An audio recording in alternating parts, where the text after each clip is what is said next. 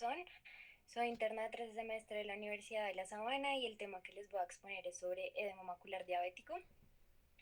La revisión principalmente fue tomada de las guías de manejo de edema macular diabético de la Sociedad Europea de Retinólogos, publicada en abril del 2017 en oftalmológica, algunos otros artículos de revisión en cuanto a la fisiopatología, uno de la Academia Americana de Oftalmología, en cuanto a la fisiopatología y a las terapias de manejo para el edema macular, y una de la clínica pues práctica de diabetes e investigación en cuanto a los factores de riesgo asociados con el edema macular, y pues algunos otros estudios que más pues los voy a ir mostrando a medida que exponga el manejo también para el edema macular.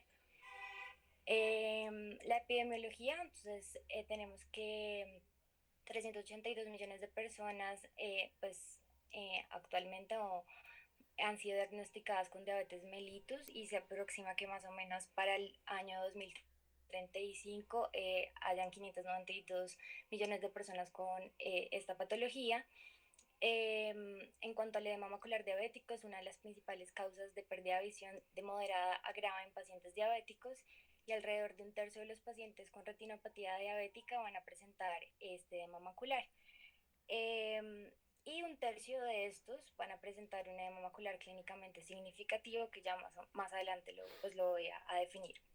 Eh, Dependiendo si el paciente tiene una diabetes mellitus tipo 1, tipo 2, también podemos ver un porcentaje relacionado que esté pues con este edema macular. En la diabetes mellitus tipo 1, del 14 hasta el 27% de los pacientes pueden desarrollar este edema, y en cuanto con pues relacionado con la diabetes mellitus tipo 2, hasta el 25% más o menos de los pacientes con esta patología pueden llegar a presentar edema macular.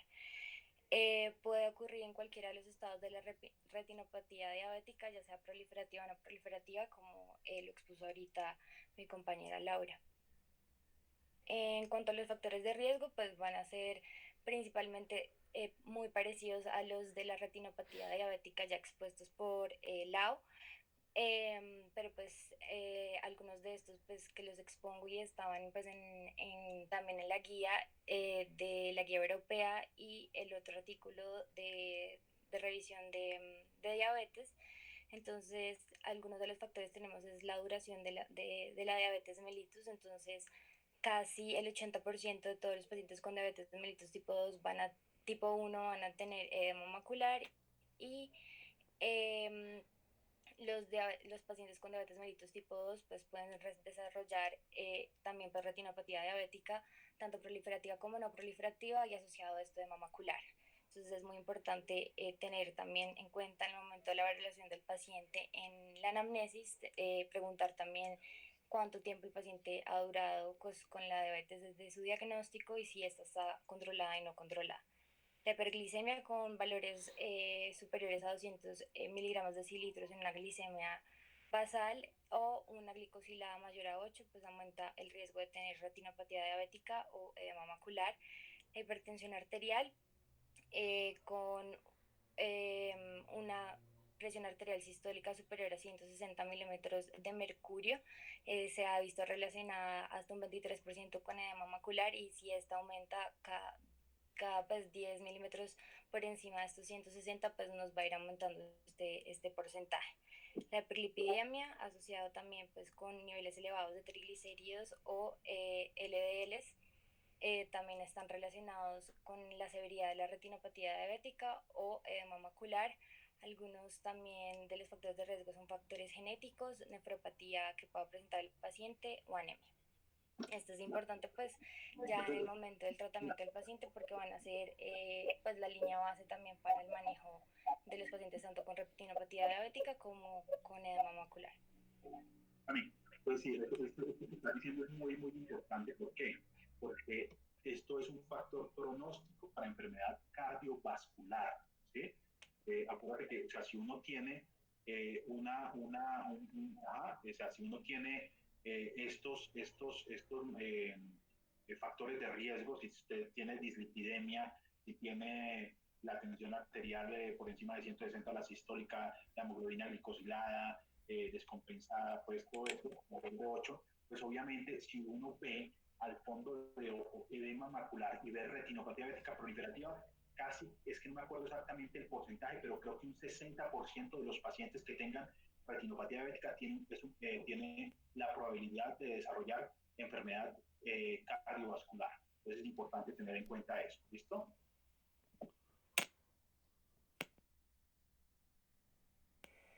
Ya en cuanto a la fisiopatología, entonces traigo esta gráfica que estaba expuesta en el artículo que les puse al principio de la presentación de la Sociedad Americana de Oftalmología, en donde nos pues hace a colisión en cómo va a estar afectada pues toda el complejo, la unidad neuroretiniana en esta condición de edema macular. Entonces, en la parte derecha vamos a ver lo que usualmente no se vería, pues se vería normalmente en un paciente no diabético, y en el lado izquierdo en un paciente diabético. Entonces, hay unos puntos importantes que pues voy a exponer frente a la fisiopatología, que van a ser luego targets directos en cuanto al manejo del paciente con edema macular. Entonces, lo primero que tenemos que tener en cuenta es que el factor desencadenante para esta alteración o acumulación de fluido en la mácula va a ser una disfunción, una alteración de la barrera hematorretiniana. Entonces, esto va a estar desencadenado por la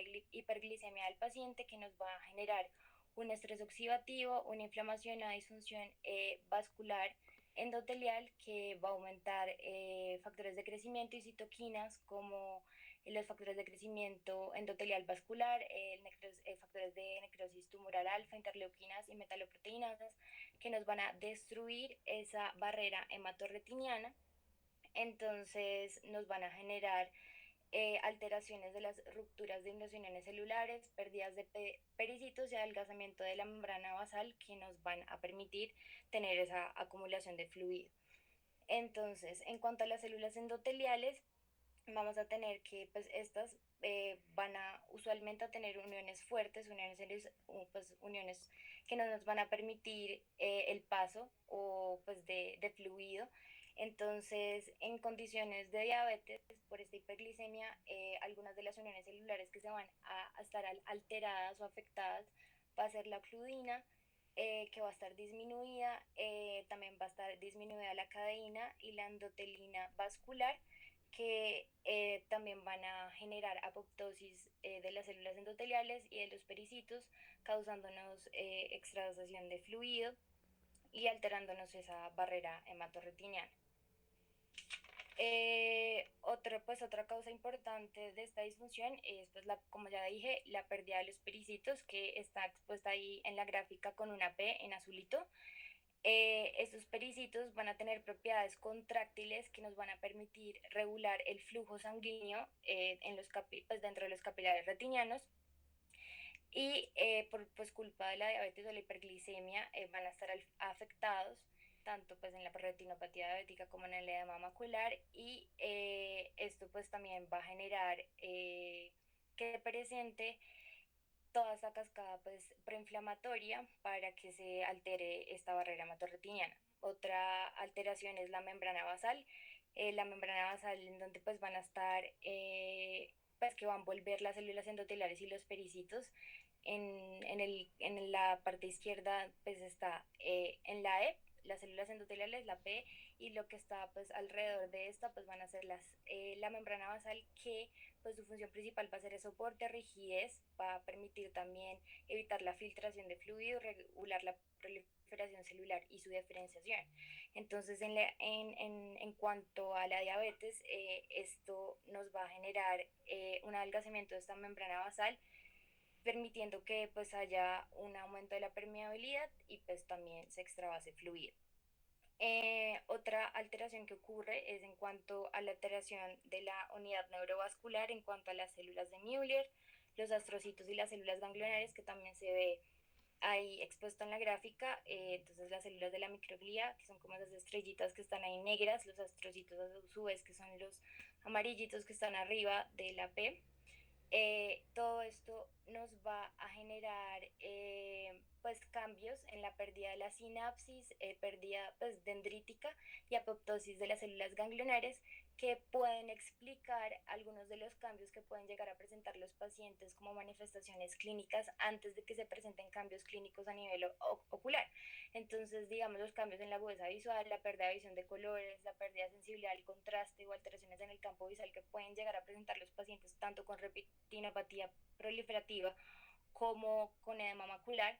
Entonces, pueden llegar a estar desencadenados o explicados fisiopatológicamente por esta alteración de la unidad neurovascular, que pues no se puede pasar por alto en el momento que hagamos la valoración del paciente, que nos puede estar dando un indicio de que hasta ahora se está instaurando pues toda esta cascada. Entonces, esto va a ser importante en el momento pues del tratamiento, que pues va a ser principalmente el target, que van a hacer disminución de estos factores de crecimiento, estos factores endoteliales vasculares, quimosinas que van a ser proangiogénicas, y todo pues la cascada inflamatoria también, que van a ser pues blancos terapéuticos en el tratamiento del edema macular diabético. Perfecto, eso es muy importante. Eso que acabaste de decir es básicamente el resumen de todo. Sí, uno sabe que hay una cantidad de factores proinflamatorios, que hay una acción directa sobre las células endoteliales, sobre los perincitos, que se dañan las células de Müller. Todo este tipo de cosas uno sabe manejar esto. ¿Sí me entiendes? ¿Por qué? Porque cuando hables de los tratamientos, uno tiene dos opciones: o las terapias antiangiogénicas o las terapias asociadas a esteroides de liberación prolongada. Los esteroides de liberación prolongada, pues generalmente lo que me van a hacer es tratar de frenar todos esos factores proinflamatorios. El edema macular diabético es una enfermedad inflamatoria, no solamente está asociada a la vasopermeabilidad inducida por el factor de crecimiento endotelial, sino también por los factores proinflamatorios, interleuquina 1, interleuquina 6, factor de crecimiento endotelial, factor tumoral, las ICANS, todo ese tipo de cosas. Pero esto, todo es tal cual lo que sucede en el vaso. ¿Por qué se produce la extravasación? Esencialmente, o por qué tú ves la presencia de exudados, es esencialmente porque el vaso como tal comienza a dañarse, se destruye, básicamente por la pérdida de pericitos, por la pérdida de células endoteliales.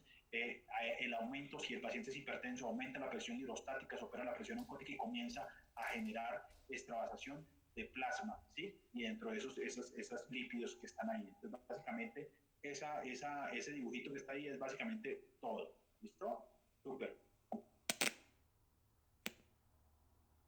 Bueno, esto es ya como el resumen que ya les había expuesto, como los ítems en los cuales va a estar alterados pues toda la fisiopatología. Y ya en cuanto a las manifestaciones clínicas, entonces, pues el paciente en un inicio, si no hay compromiso foveal, pues va a presentarse sintomático en estadios iniciales, pero si ya hay compromiso foveal, pues el paciente ya va a poder presentar algunas características clínicas, como son las metamorfopsias o pérdida de visión central, discromatopsias, que se pueden llegar a presentar en semanas o meses de la instauración clínica.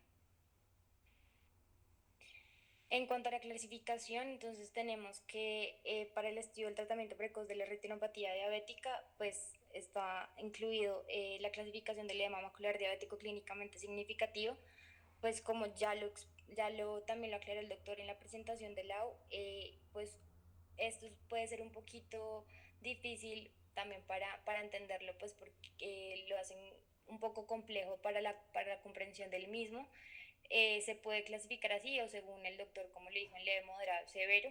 Ya en cuanto a clínicamente significativo, pues por este estudio, entonces tenemos que un engrosamiento retiniano a 500 micras del centro de la mácula, como se ve en la primera foto inferior, o exudados duros a menos de 500 micras del centro y engrosamiento de la retina adyacente, o engrosamiento retiniano de un área de disco en extensión localizado a un diámetro papilar del centro de la mácula, como se ve en la tercera foto, que más o menos podría también clasificarse en las fotos como leve, moderado, severo de izquierda a derecha. Entonces, ya pues si es severo, que lo que sea el doctor, si ya compromete pues más que todo pues a nivel macular y foveal, pues ya va a ser clasificado como severo, o si no también se puede tener en cuenta esta clasificación, que no estaría también mal.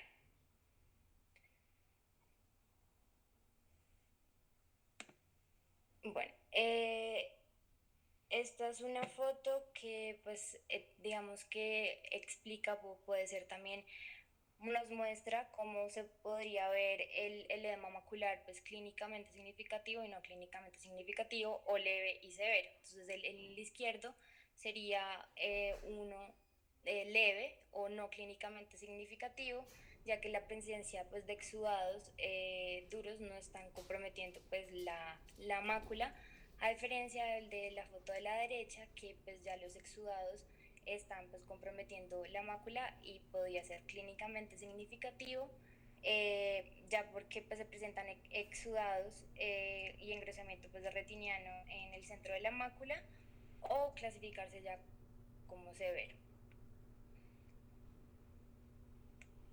Exacto, exacto. O sea, ahí es importante tener en cuenta. Entonces, uno puede utilizar cualquiera de las dos. La más práctica es la de leve, moderado o severo. Pero de pronto, por ejemplo, cuando yo leo en geografías, a veces yo lo describo como un edema macular diabético clínicamente significativo. Entonces, clínicamente significativo, ¿a qué nos referimos? Como lo dijiste ahorita, entonces, un engrosamiento macular dentro de las 500 micras del centro de la mácula, ¿sí? Engrosamiento más exudado, sí, engrosamiento más exudado dentro de las 500 micras y y engrosamiento retiniano de un diámetro de disco, ¿sí? De un diámetro de disco a un diámetro de disco de la mácula, pues, ¿sí? Es que es complejo, pero igual pues ahí es más o menos listo.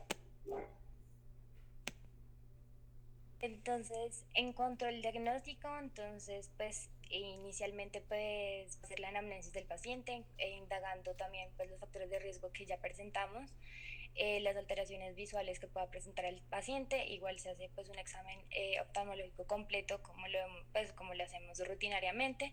Ideal también hacer una biomicroscopía bajo dilatación farmacológica para mirar la presencia, localización y extensión del engrosamiento retiniano de los exudados. Algunas pruebas complementarias que se pueden realizar eh, para pues también aclarar, digamos, el engrosamiento o el adelgazamiento retiniano o la cantidad de edema macular puede ser la OCT, la fotografía de fondo y la angiografía. Esto también, especialmente el OCT y la fotografía del fondo de ojo, nos va a ayudar para también evaluar el seguimiento del paciente y pues, la respuesta al tratamiento que se le va a dar al paciente. En cuanto a la angiografía fluoresceínica, entonces es útil para identificar pues, la ruptura de la barrera hematorretiniana, limitar fugas capilares, áreas de no perfusión capilar, neovascularizaciones periféricas y evaluar la perfusión y el estado de la retina periférica. Entonces, nos va a dar información precisa sobre la ubicación de las áreas que finalmente pues, van a ser tratadas con láser focal o con terapia antiangiogénica. Eh, esta es una imagen sacada pues, de la guía del manejo de edema macular diabético de la Sociedad Europea de Retinólogos, en donde pues muestra cómo se ve pues en la fotografía y la angiografía. Entonces en un edema macular pues en la A se ve normal, pues de izquierda a derecha, entonces está una foto normal. Ya luego en la del medio va a verse un edema macular no clínicamente significativo o moderado, y en la tercera uno clínicamente significativo o severo. Al igual a su vez como se ve la representación gráfica en cuanto a la angiografía fluoresceínica, mostrando pues esas áreas de fuga pues más hiperfluorescentes en la angiografía. Pues aquí mira, se describe, entonces, por ejemplo, bueno, las normales, pues escribámoslas también, entonces, básicamente es un disco de bordes definidos con una excavación aproximada de 0.35, emergencia central de los vasos, relación vena-arteria 3.2, disco de color rosado pálido y es observado. Se dicen cambios comentarios generalizados del EPR, pero no se evidencia ningún tipo de alteración que se haga sospechar exudados o exudación o algo tanto en la geografía como en la fotografía a color. ¿Listo? En el ojo, en la del centro, la foto color del centro, son discos definidos con una excavación de 0.25, 0.3, emergencia central de los vasos, relación vena arteria 3.2, disco de color rosado pálido, una disminución de capa de fibras nerviosas, relación vena arteria 3.2, cambios unitarios generalizados del EPR y exudados de tipo lipídico, extramaculares temporales, ¿sí? La angiografía se describiría básicamente como un estudio angiográfico que se inicia en la fase arterial, dando adecuado paso del medio de contraste, se evidencian cambios de hiperfluorescencia puntiforme por defecto vascular, ¿sí? Defecto vascular y fuga, que se correlacionan con edema macular diabético moderado. Pues, ¿sí? Y en el otro sí es un estudio geográfico que básicamente ya está en fase de recirculación, se evidencian cambios de hiperfluorescencia puntiforme por defecto vascular y hiperfluorescencia por escape asociados a edema macular severo o clínicamente significativo.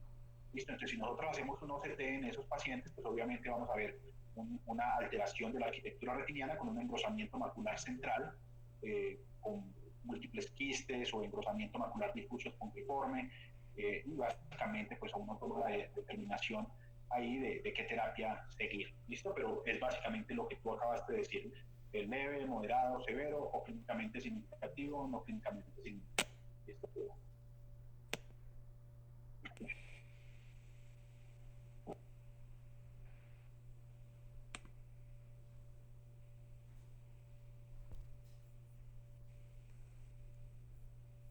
Bueno, esta es otra foto de una angiografía fluorescénica también, en donde pues también se ven esas fugas.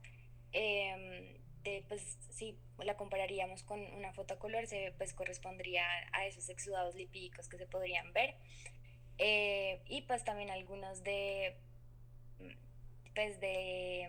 las cicatrices que se pueden ver con el láser focal. Ahí ven igual, ¿listo? Es lo mismo, lo que acabamos de decir, es un estudio geográfico ya en fase de recirculación, con múltiples puntos hiperfluorescentes por defecto vascular, algunas áreas de hipofluorescencia por bloqueo asociadas a cicatrices de láser, ahí hicieron pues una especie de rejilla macular, y hay microhemorragias intrarretinianas en punto y en llama también, ¿sí? Entonces, eso es otro tema macular, una retinopatía no proliferativamente moderada y severa. ¿Listo? Listo. Ya otra imagen que se puede realizar es el OCT, entonces es una herramienta no invasiva que va a producir imágenes in vivo de la retina, entonces nos va a permitir mirar si hay fluido subretinano, interretinano, cistoide, disrupción o adelgazamiento de las capas de la retina y pues mirar la interfaz vitromacular. Entonces nos va a permitir mirar la detección, clasificación y monitoreo y evaluación del tratamiento de los pacientes con edema macular diabético, y pues idealmente en la guía lo planteaban que se puede, pues en el momento de que hacemos el tratamiento del paciente se puede pedir de manera mensual para evaluar pues, la respuesta al tratamiento que tenga el paciente. Sí, básicamente el OCT es una herramienta que tenemos para hacer seguimiento. Entonces, el gol estándar para edema macular y para diabética es la angiografía, va acompañada pues del OCT, pero ya para hacer seguimiento de si ha tenido una adecuada respuesta a la terapia antiangiogenética, si hay una adecuada respuesta anatómica, básicamente la hacemos con la tomografía. ¿Listo? Listo. Bueno, esta es otra imagen también tomada de la guía del manejo de edema macular de la Sociedad Europea. Entonces en esta se ve pues el fondo de ojo de un paciente con un edema macular clínicamente significativo, en el cual se le realizó pues una tomografía de coherencia óptica, en donde pues se ve un perfil pues retiniano alterado con una interfaz vitromacular normal, la arquitectura pues retiniana alterada pues por la colección o acúmulo de fluido pues entre las capas de la retina, con un complejo pues Bruch EPR pues conservado. Bien, uy, dicho. Entonces, mira, lo que le decía, miren lo que les decía. Uno puede tener una retinopatía diabética, ¿sí? leve, moderada o leve, ¿sí? Porque pues esta es como leve terapia, Leve, sí. ¿sí? Pero puede tener edema macular, mírelo acá, ¿sí me entiendes? Entonces el paciente, como lo dijiste, hay una alteración del BSCAN básicamente por presencia de fluido intrarretiniano con exudados de tipo, con cambios reflectantes intrarretinianos, que son esencialmente exudados. Esos punticos reflectantes, o sea, blanquitos que se ven, básicamente son exudados de tipo lipídico que están intrarretinianos y las áreas más grisecitas o negritas son básicamente presencia de fluido intrarretiniano que sigue un patrón quístico, ¿ok? Ok.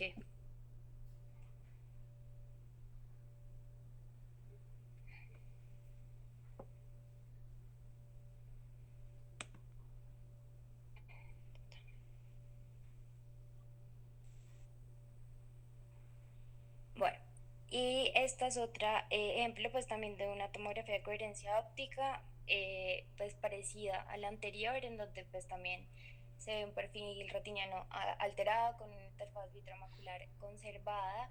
La arquitectura pues retiniana se ve alterada también pues acúmulo de fluido entre pues, las capas retinianas de aspecto quístico y pues un complejo Bruch PR conservado.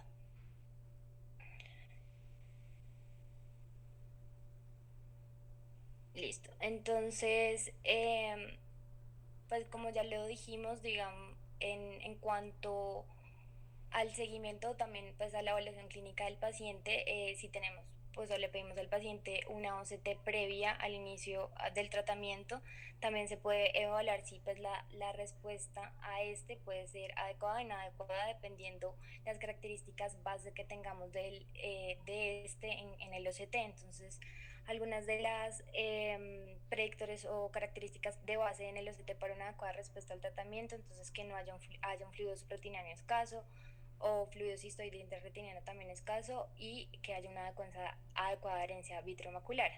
Ya de pronto, si el paciente tiene desorganización o disrupción de las capas internas de la retina, disrupción de la capa de fotorreceptores, de la membrana limitante interna o una alteración de la interfaz vitromacular, pues puede que la respuesta al tratamiento, ya sea con antiangiogénicos o con terapia con corticoides, puede que no sea la mejor o la mejor agudeza visual corregida del paciente no nos mejore tanto versus a otros predictores que tenga de base el paciente en el OCT. Exacto, o sea, ahí uno tiene que tener en cuenta unas cosas muy importantes, o algo que se llama biomarcadores. Dentro de los biomarcadores me determina a mí qué tanta o qué tipo de tratamiento podría utilizar, si terapia antiangiogénica o el uso de esteroides de liberación prolongada.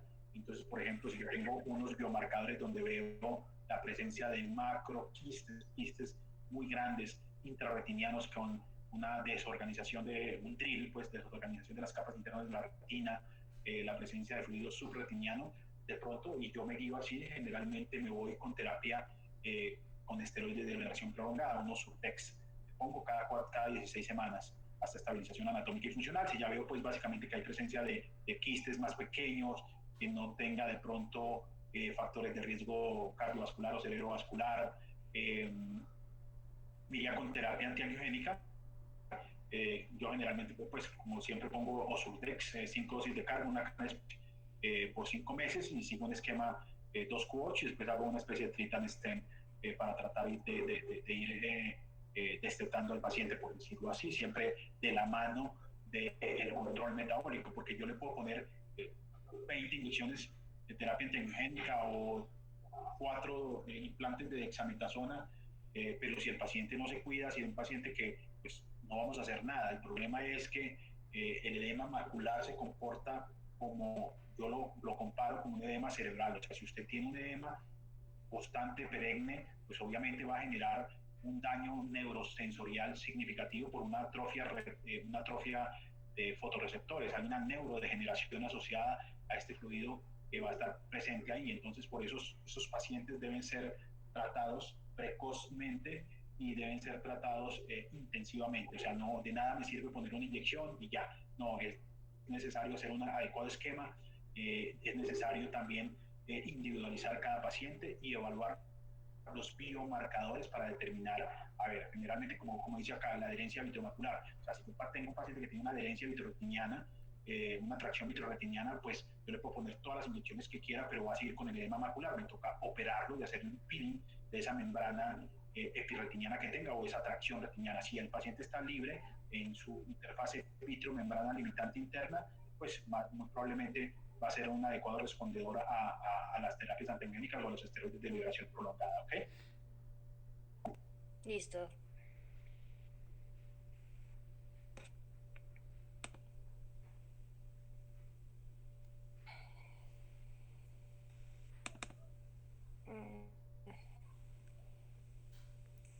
Bueno, ya en cuanto al tratamiento, entonces, como lo mencionó el doctor previamente, es importante y siempre de base controlar los factores sistémicos o los factores de riesgo que tenga el paciente.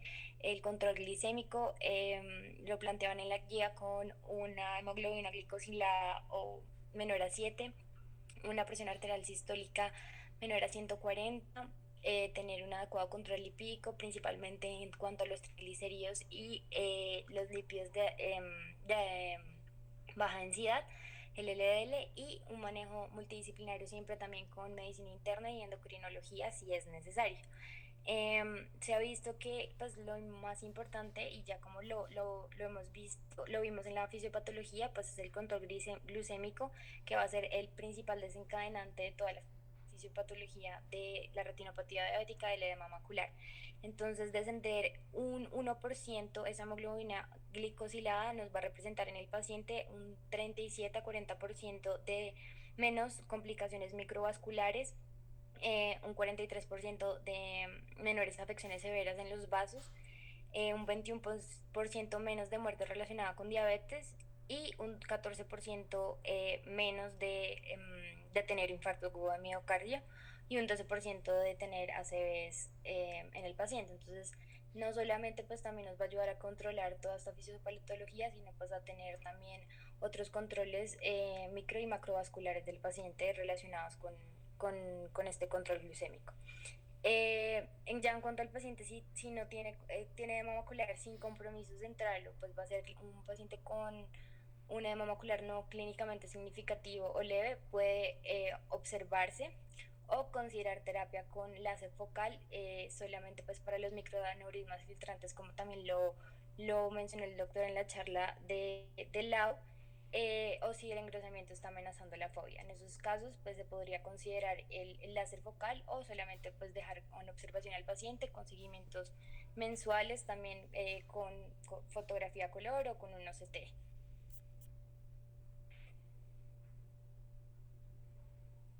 Bueno, en cuanto al tratamiento con láser, entonces tenemos que esto no, pues, nos va a permitir destruir como esa red isquémica y mejorar el aporte de oxígeno y la reducción de esos factores proangiogénicos o pues esas quimosinas que vimos en la fisiopatología. Entonces, nos va a disminuir pues la hipoxia intraocular, disminuir la producción de citoquinas, principalmente del factor de crecimiento endotelial vascular, la proliferación de células endoteliales y de las células del epitelio, pues del EPR. Entonces, pues todo esto nos va a mejorar toda esa cascada y toda esa alteración en la barrera hematoretiniana, que pues va a permitir mejorar esto y pues que el paciente tenga mejoría clínica. Entonces, se pueden utilizar diferentes tipos de láser. Algunos de los que presentaban en la guía era el argón verde, el amarillo, el rojo Krypton, pero pues principalmente lo que decía el doctor, usualmente pues, se utiliza una de menos de 100 nanómetros, solamente pues para esos microaneurismas que se pueden llegar pues, a tener el paciente. Básicamente lo que hablábamos ahorita anteriormente, o sea, básicamente si tú tienes un microaneurisma que está fugando, y igual lo tienes en terapia antiangénica, le puedes hacer un puntico con un spot de láser, de argón, o le puedes el subumbral del amarillo, y le puedes cauterizar ese vasito. ¿Listo? Y eso pues nos ayuda a que no fugue, y va de la mano de la terapia antiangénica. Acuérdense que de la terapia antiangénica, acuérdense que los dos estudios demostraron que es superior, o que no hay diferencias, mejor dicho, ¿cómo le digo yo? O sea, no hay diferencias, o mejor dicho, no es mejor el láser que la terapia antiangiogénica, ¿sí? Eh, eh, lo recomendado es dar terapia antiangiogénica, ¿sí? Y si quiere hacer láser, le puede hacer, ¿sí? Un láser focal, pero nunca el láser. O sea, es mucho mejor la terapia antiangénica que el láser. Nunca está por encima por encima el láser sobre la terapia antiangénica. ¿Okay? Sí, sí, señor.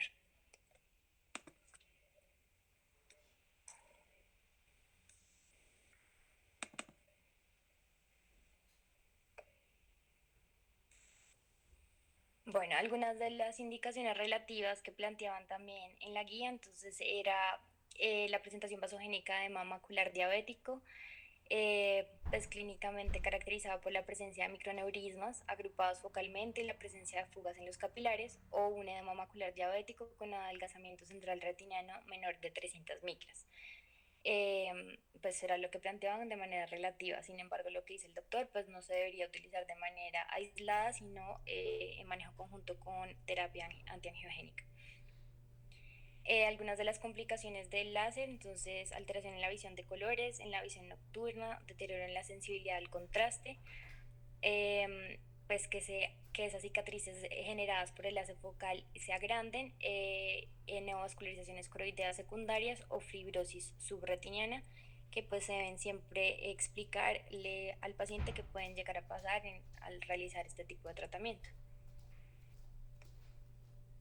Ya en cuanto al tratamiento intravítero, esta es una gráfica de comparación, un cuadro de comparación de los tres principales antiangiogénicos que se utilizan actualmente.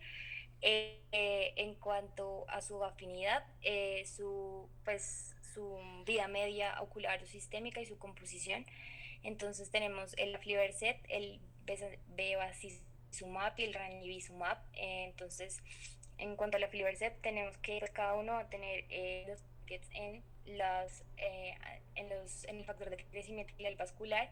Tenemos que esta es una familia que pues a su vez tiene otras isoformas que son la A, la B, la C y la D, principalmente la más reguladora de la angiogénesis y de la permeabilidad vascular. En cuanto a la fisiopatología, va a ser el factor de crecimiento endotelial vascular tipo A, que va a ser el target principal de la afinidad principal que va a tener estos tipos de antiangiogénicos en su mecanismo de acción. Entonces, el aflibercept es una proteína de fusión recombinante que consiste en pues, que tiene dos porciones de dominios que se van a unir a los receptores 1 y 2 de estos factores de crecimiento y también al factor de crecimiento placentario. Entonces, estas pues van a tener principalmente por el factor de crecimiento endotelial vascular tipo B y el factor de crecimiento placentario. Entonces, tenemos que su vida media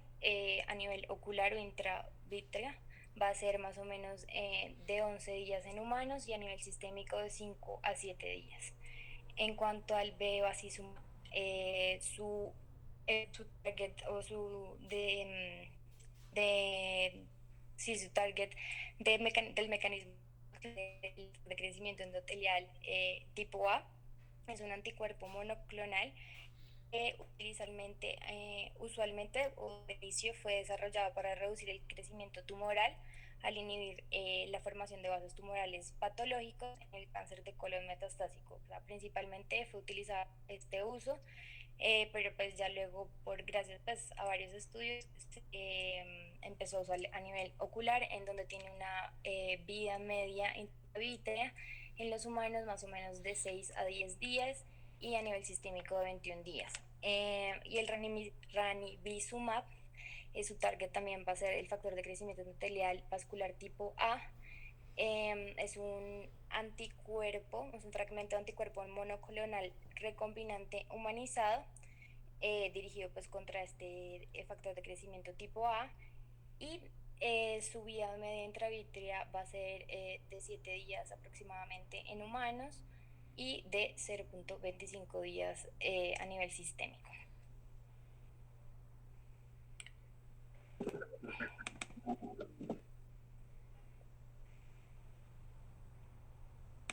Mm, otra.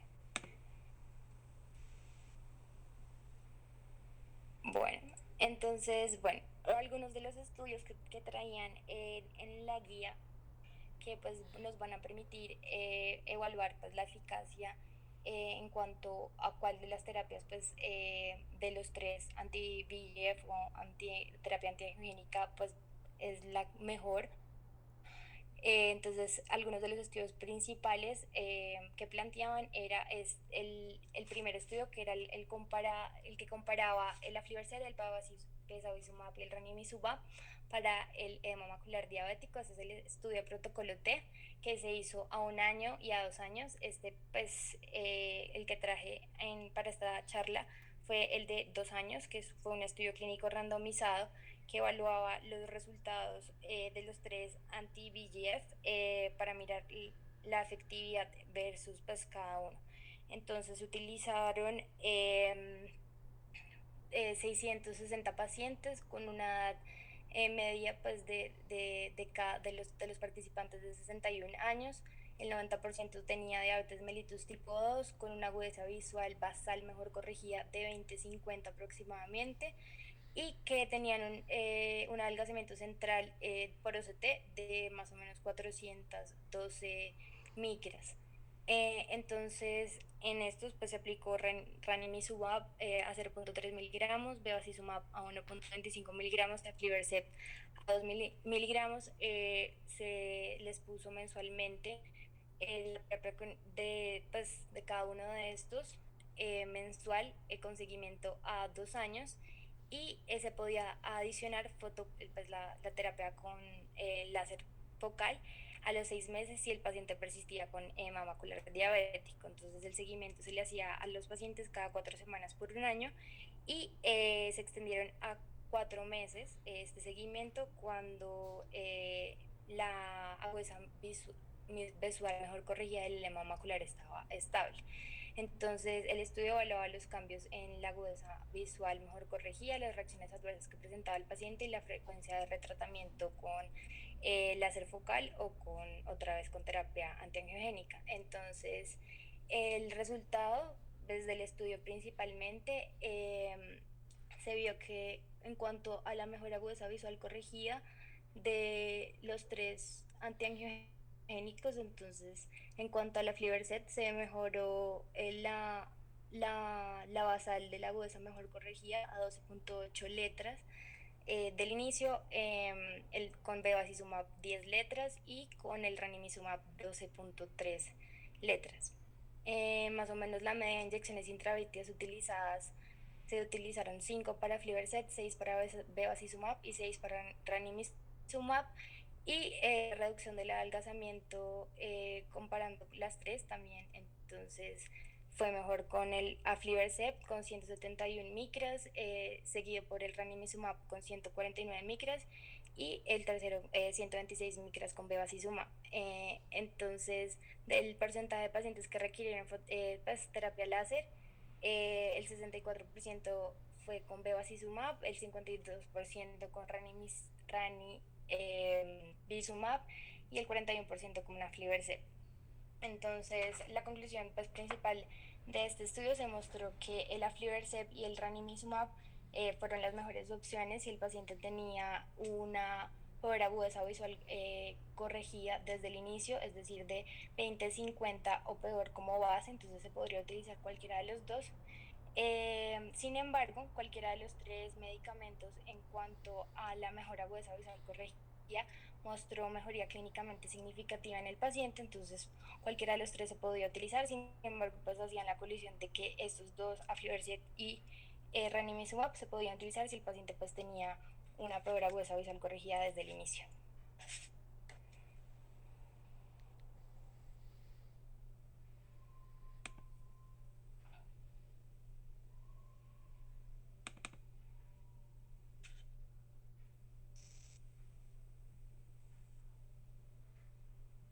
Bueno, en ese estudio pues traían esta imagen que pues evidenciaba un edema macular pues clínicamente significativo o pues moderado en un paciente. Entonces, la foto A era la foto a color basal del paciente y a su vez, pues la angiografía B, C y D, la angiografía fluorescénica también pues basal del paciente y la de la OCT también de este. Entonces, se veía en la Pero la angiografía imagen 6D, fluorescénica los perdón, la imagen 6D es un angio-CT, ¿no? Esas son imágenes. angio-OCT, sí, la C y D. Y la E, el OCT. Entonces nos mostraban en la B nos mostraban los microaneurismos pues, encerrados con el círculo rojo y en la angio-OCT se veían pues, en círculo amarillo los microaneurismos al igual. Y pues ya en cuanto al OCT, pues se ve pues, toda la alteración de la arquitectura retiniana, pues secundaria también a la acumulación de fluido retiniano y también pues los puntos hiperreflectivos que nos pues dan característica de los exudados lipídicos del paciente. Y ya la foto F, que es el OCT después de darle al paciente 3 inyecciones pues, mensuales de bevacizumab, pues cómo se ve la mejoría en cuanto pues a la arquitectura retiniana y pues también pues presentaban mejoría pues en la agudeza visual mejor corregida del paciente. Exacto, perfecto. Muy bien. Pues si ven ahí que, o sea, si el paciente hace una adecuada respuesta a la terapia antiangiogénica, ya sea RANI, BEVA o aflibercept, pues básicamente va a tener una organización atómica y obviamente si no lleva mucho tiempo con la presencia de fluido intra o subretiniano, pues tiende a tener una estabilización de su función visual. Básicamente el objetivo es tratar de conservar funcionalidad, o sea, que el paciente vea. Por eso es importante hacer tratamientos precoces y por lo menos a mí me gusta ser muy precoz e intensivo en los tratamientos para tratar de que haya el menor daño posible y el menor riesgo de neurodegeneración asociado a la presencia de fluido intra o subretiniano. ¿Ok? Listo. Bueno, ya en cuanto a los estudios que se han hecho con ranibizumab, algunos de los estudios principales, el READ 1 y 2, el RESTORE, el RESOLVE y el RISE y el RIDE. Los principales, pues el RESTORE y el RISE y el RIDE. Entonces, en cuanto al RESTORE, entonces miraban o evaluaban el uso del ranibizumab asociado al láser o pues solo. Entonces pues evalúan a un año los resultados y pues se evidenciaba, como se ve en la segunda, la mejoría de la agudeza visual corregida en letras si utilizaba solo o en conjunto con el láser. Pues al igual que pues, el doctor lo ha planteado y también se ha visto en los estudios, pues el pues ideal hacer la terapia antiangiogénica del paciente, pero pues se puede utilizar láser asociado o no, pero pues láser solo no está indicado. En cuanto al estudio, pues perdón, el Restored, entonces fue un estudio doble ciego randomizado a 12 meses, en el cual a los 12 meses se evidenciaba pues, el tratamiento con ranimizumab, que es superior al tratamiento con láser solo para mejorar la agudeza visual mejor corregida, secundario al edema macular diabético. Gracias a este estudio, en Europa para el año 2011 fue aprobado para pues esta terapia antiangiogénica, el manejo del ranimizumab para mejorar la agudeza visual mejor corregida del paciente, secundario al edema macular, con dosis recomendadas de 0.5 miligramos para Europa y es 0.3 miligramos por la FDA por Estados Unidos. Entonces se aplica mensualmente de manera continua hasta que pues, se consiga la mejor agudeza visual corregida del paciente o que haya ausencia de actividad de la enfermedad pues clínicamente demostrada, ya sea por OCT o por pues, la fotografía de fondo de color, que pues son el seguimiento ideal para el paciente.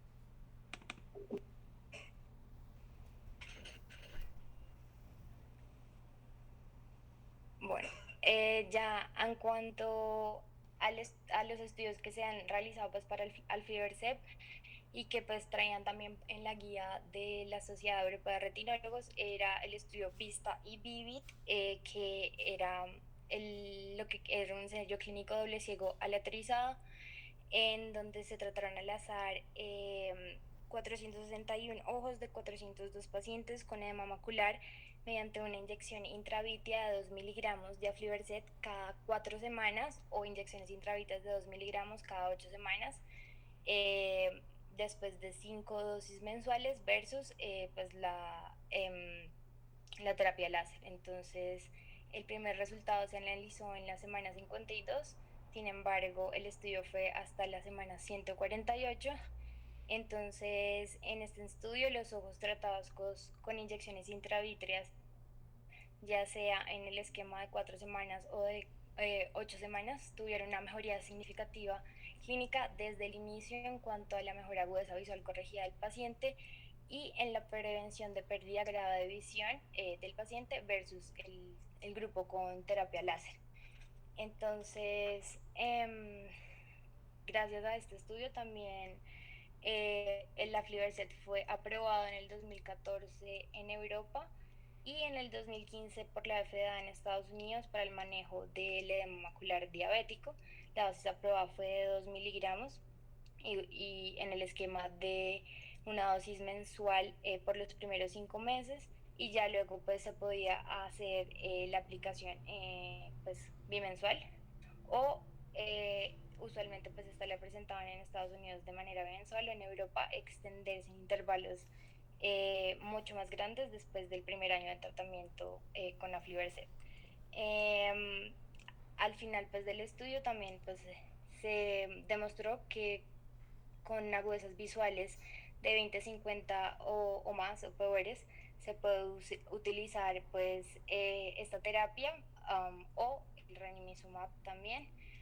Sin embargo, pues se ha visto que ha mostrado pues mejorías en cuanto a la mejora agudeza visual corregida y el adelgazamiento de pues retiniano del paciente, mejorías pues clínicas pero pues no tan significativas pero leves, versus el Aflibercept versus las otras terapias antiangiogénicas, por lo cual se ha escogido, se ha tenido como primera línea en frente a los tres el Aflibercept.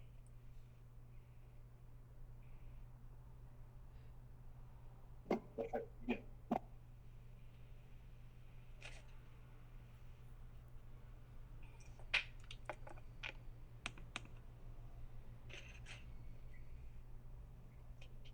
Ya en cuanto a la terapia de esteroides, entonces estos son utilizados principalmente como segunda línea en pacientes que ya han sido tratados con terapia antiangiogénica después de 3 o 6 inyecciones mensuales y que no han mostrado una mejoría clínica significativa.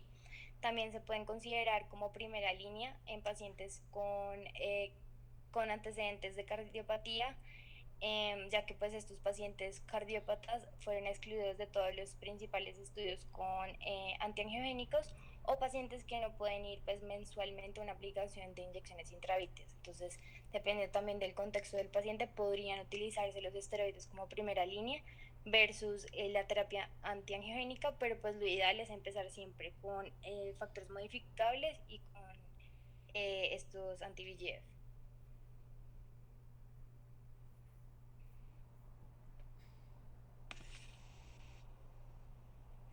Exacto, o sea, básicamente lo que hablamos anteriormente. Entonces, nosotros dejamos, si los pacientes tienen un riesgo cardiovascular, pues es una indicación de no usar terapia antiagénica, sino Osurdex. Dentro de nosotros está como primera línea para Osurdex los pacientes que pues ya están cansados de tanta aplicación de inyección, ¿sí? Hay pacientes que dicen, no, pero cada mes, cada 2 meses, entonces uno pues en esos pacientes no va a haber una adecuada adherencia al tratamiento, entonces es preferible poner un Osurdex siempre y cuando pues tengan los criterios de aplicación. ¿Cuáles son los criterios de aplicación de un Osurdex? Primero, que no tenga, por lo menos por los que yo utilizo, que no tenga cambios estructurales del nervio óptico para pensar en una neuropatía óptica glaucomatosa. Dos, que no tenga afaquia, ¿sí? Me puede ir para adelante para el segmento anterior, o capsulotomías muy grandes por el riesgo de que se me vaya hacia el segmento anterior y me produzca un compromiso severo endotelial, ¿sí? En la córnea. Entonces, básicamente esos. Otros, dentro de los, eso lo dijo ahorita la doctora Úrsula, no, la doctora Lowenstein, está básicamente los pacientes que de pronto, porque no están muy cerca, o sea, que no están en la ciudad o que están muy lejos, podrían utilizar una terapia de esteroide de liberación prolongada, porque pues se va a poner cada 16 semanas y no está con el paciente cada mes o cada 2 meses, pues poniéndole la aplicación. Pero y los otros básicamente pues que hay unos que hablan de los biomarcadores, que es el experimento focal seroso de la retina neurosensorial o macroquistes, que va muy bien con terapia con esteroide de liberación prolongada. Esos básicamente pues serían los candidatos para aplicación, pero generalmente pues las terapias antiangiogénicas, siempre y cuando no se tenga esto, pues uno empieza con la terapia antiangiogénica y si no mejora pues ya hace un switch a esteroide de liberación prolongada. ¿Okay? Listo.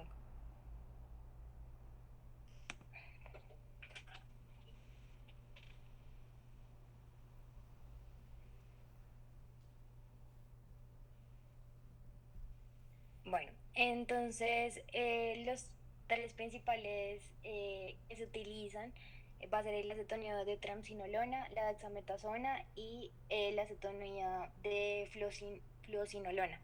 Entonces, en cuanto al acetonio de triamcinolona, tenemos que pues, su mecanismo de acción va a ser encaminado también a los targets de la fisiopatología expuestas al principio de la charla, entonces nos va a disminuir la cantidad de factores de crecimiento endoteliales vasculares e ICAMS, que estas nos van, o sea, las ICAMS lo que nos va a permitir es que haya más leucostasis y diapedesis y que haya mayor aglutinación de monocitos y macrófagos, haciendo que haya una alteración pues, de las células endoteliales y de la barrera hematorretiniana. Entonces nos van a disminuir estos dos, disminuye la leucostasis, por ende, los mediadores inflamatorios, la fosfolipasa 2 y aumentan las uniones de células endoteliales para tener un mayor soporte, rigidez y evitar la filtración en la barrera hematorretiniana. Entonces todo esto nos va a disminuir esa permeabilidad vascular y pues nos va a mejorar pues de esa fisiopatología y que no se desencadene todo el edema macular diabético. En cuanto a la acetonía triamcinolona, tenemos que pues no han tenido estudios de aprobación para su uso, entonces casi no está recomendado, pero pues es importante saber de que existe y que pues se puede utilizar también en caso tal de que pues el tratamiento con dexametasona o con fluocinolona no sea el mejor y pues haya edema residual o compromiso de la agudeza visual del paciente. En cuanto al implante de dexametasona,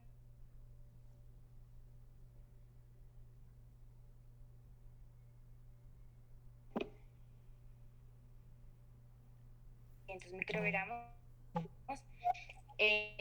para su uso. Fue aprobado por la FDA en septiembre del 2014 para el tratamiento de edema macular y en Europa en julio del 2014 para Europa principalmente.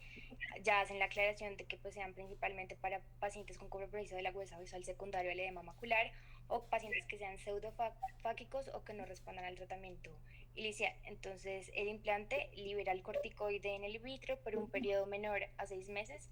En algunos de los estudios en los que se pues, ha evaluado la función de este implante, pues lo plantean como una liberación del corticoide entre 3 a 5 meses usualmente.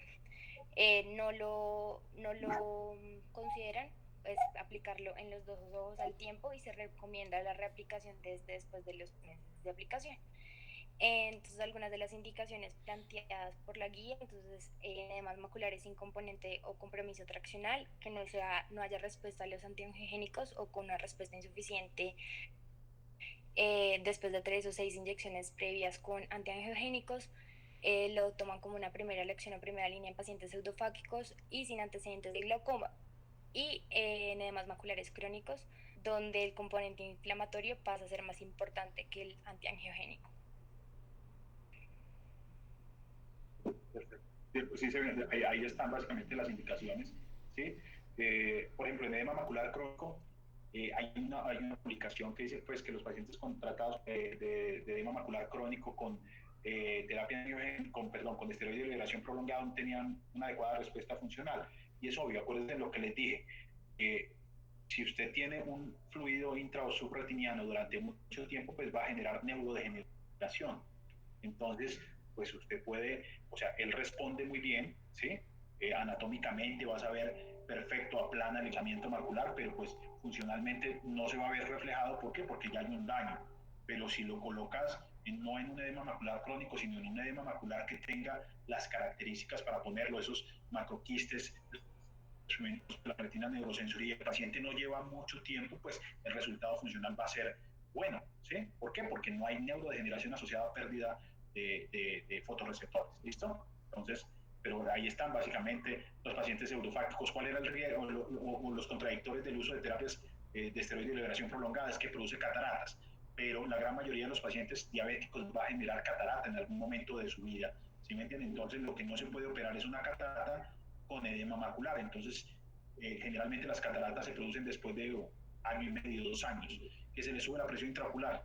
Generalmente está demostrado que puede haber un pico de hipertensión ocular que se maneja con hipotensores convencionales y mejora. Obviamente tiene uno que tener en cuenta los signos o los criterios para no tener pues, este tipo de problemas. O sea, yo no le voy a poner unos Surdex a un paciente que veo que tiene una excavación de 0,7, o sea, o que tengo una hipertensión o que tengo un glaucoma, o sea, ¿para qué le pongo eso? O sea, es complicarle la vida.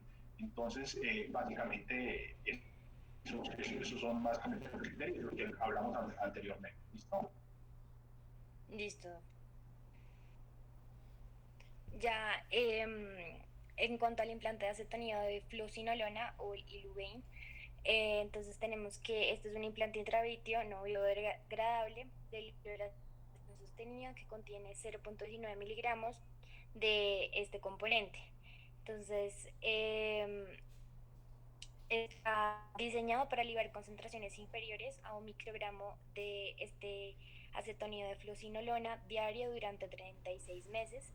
En septiembre del 2014 fue aprobado por la FDA para tratar pacientes con edema macular diabético que hayan sido previamente tratados con un curso de corticosteroides sin un aumento clínicamente significativo de su presión intraocular. Y en Europa fue aprobado en abril del 2014 para mejorar la visión mejor corregida del paciente con edema macular diabético crónico que no mejoraba con el tratamiento inicial, es decir, con una terapia antiangiogénica. Entonces, pues en cuanto a este tratamiento con corticosteroides, entonces ideal es utilizar como primera línea, lo planteaban en la guía, la dexametasona, y pues evaluar siempre en estos pacientes, ya sea con la dexametasona o la fluocinolona, siempre evaluar la presión intraocular del paciente y si hay formación de cataratas, ya que pues en los estudios en los cuales se ha evaluado la eficacia de estos tratamientos, pues como principal complicación se ha visto esta elevación de la presión intraocular y la formación de cataratas. Que se puede utilizar el retratamiento en estos pacientes si hay evidencia de residual o compromiso de la agudeza visual que no mejore a pesar del tratamiento. Se puede utilizar una dosis de dexametasona después de los 6 meses o antes y otra vez el implante de acetonido de fluocinolona después de 1 año.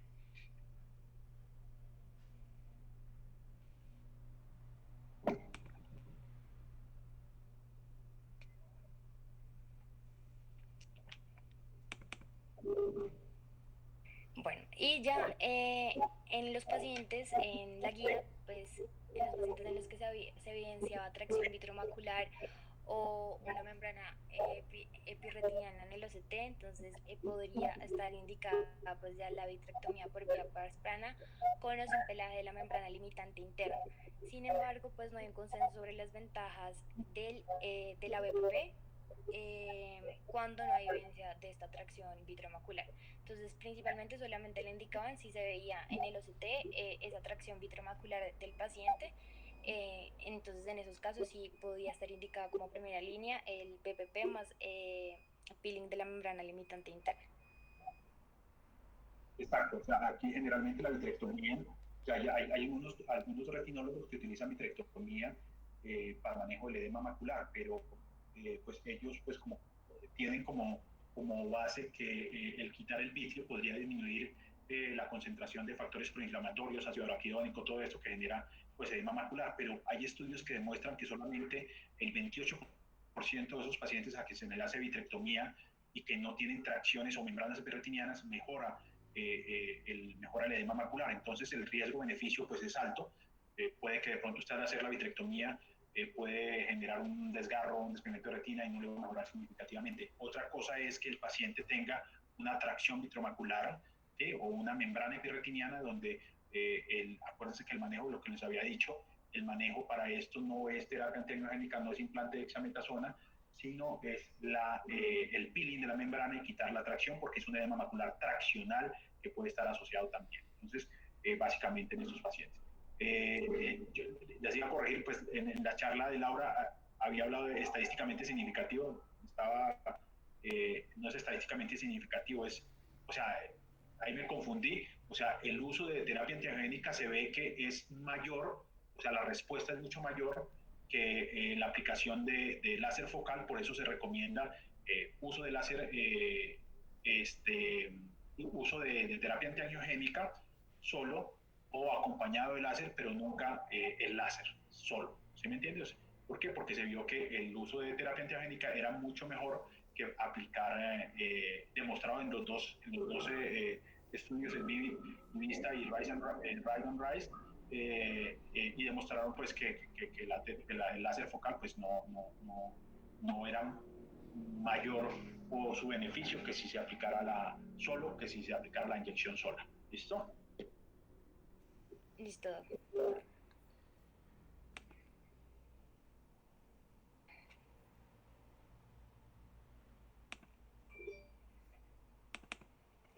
Bueno, y ya para terminar traigo esta gráfica que también la planteaban en el artículo de la Sociedad Americana de Oftalmología de la Fisiopatología, pues para tener claro qué es lo que ocurre y los targets en los cuales pues vamos a utilizar el manejo. Entonces, a tener en cuenta que pues siempre el factor desencadenante pues va a ser la hiperglicemia, al igual que otros factores de riesgo como la dislipidemia y la hipertensión, van a generarme esas anormalidades moleculares y bioquímicas, una disfunción vascular que me van a traer una hipoxia, un estrés oxidativo y una respuesta inflamatoria que van a generar una cascada de citoquinas y quimosinas, ya sea por el factor de crecimiento endotelial vascular, la angiotensina 2, el factor de necrosis tumoral alfa, las ICAM, las metaloproteinasas y la interleuquina 6 principalmente, que van a ser uno de los targets principales, si no el más importante en cuanto a la terapia de el edema macular diabético. Estas cascadas de citoquinas y quimosinas nos va a generar una destrucción de las uniones celulares, pérdida de pericitos, adelgazamiento de la membrana basal y una leucostasis que va a generar como tal la alteración más importante de esta fisiopatología, que es la alteración de la barrera hematorretiniana, que nos va a generar un aumento de la permeabilidad vascular y por ende la acumulación de fluido intrarretiniano generando el edema macular diabético. Entonces, en rojo se ve los factores, o sea, los principales targets en cuanto al tratamiento que va a ser lo principalmente que tenemos que tener en cuenta del paciente. Entonces, los factores en primera instancia, el control de los factores sistémicos, ya sea de la hiperglicemia, la hipertensión, de la diabetes, que van a ser como los targets principales, ya sea para un médico general o para el oftalmólogo, pero que son la base del tratamiento. Ya en cuanto a la cascada inflamatoria, el tratamiento con esteroides, ya sea con dexametasona, fluocinolona o la triamcinolona, y la terapia anti-VEGF o antiangiogénica para evitar toda esa cascada de citoquinas y quimosinas, principalmente en los factores de crecimiento endotelial vascular. Y ya pues en cuanto a una terapia más localizada o más focal, va a ser pues, el tratamiento con láser en los pacientes en los cuales no esté comprometida la mácula, es decir, en un edema macular no clínicamente significativo, y la vitrectomía ya en pacientes en los cuales se evidencie tracción vitromacular. Y ya.